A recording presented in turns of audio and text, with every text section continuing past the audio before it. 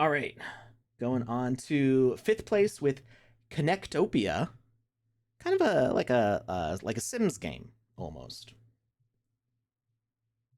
Yep, that's the very first part of my note, actually. Uh, a bit of The Sims, a bit of an adventure game. With some of the most interesting and deep mechanics I've ever seen, the logics are impressive. On the downside, you've got a bit too much complexity in the options, and it's not super clear as to what each icon is until you've played for a while. I like the deeper RPG like mechanics of this, and it's one of my higher rated games as a result. If I So, can interrupt you real quickly, yeah. when you say that it's not clear what all the icons are at first, I will point out that is also a problem that games like The Sims have.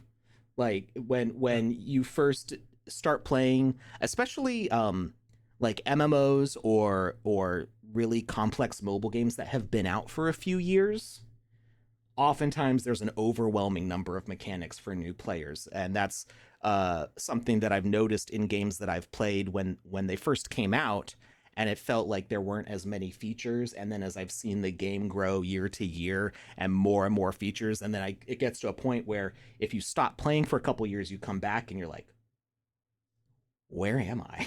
Like, Yeah. there's too And many menus now. So that is a wider industry struggle, well, not just this one builder.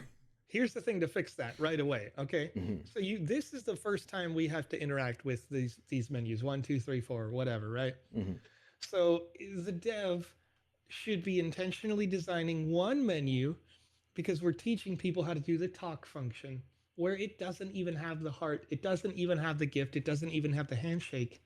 It just shows talk Yeah, at the top, right? onboarding. And you, yes, onboarding in a very basic way. How do we use this? So you see this in mobile games where, again, as you mentioned, they have too many buttons. What do all these things do? Well, they go like only you can only touch this one. Highlight that. Da da da da. And that's what you really have to do when you get these really deep games. Um, in logically, the Mm-hmm. logic depth. You have to just handhold people through the first quest, the first two quests, and then get them and go. Okay, now you're free, little bird. Go fly in my world. You know, good game. All right. Um, yeah. Uh, I was actually surprised uh, that it was only 20 minutes though on the video, because just like seeing the conversation mechanics, I definitely could see this going on longer. And I think that's Yeah, probably no, that there's so it's many mechanics, like a lot of time was spent in building these mechanics. yeah. So it'd be cool to see the conversations and like the relationship building in this story, like expand into a larger narrative, Well, because you've got the framework here.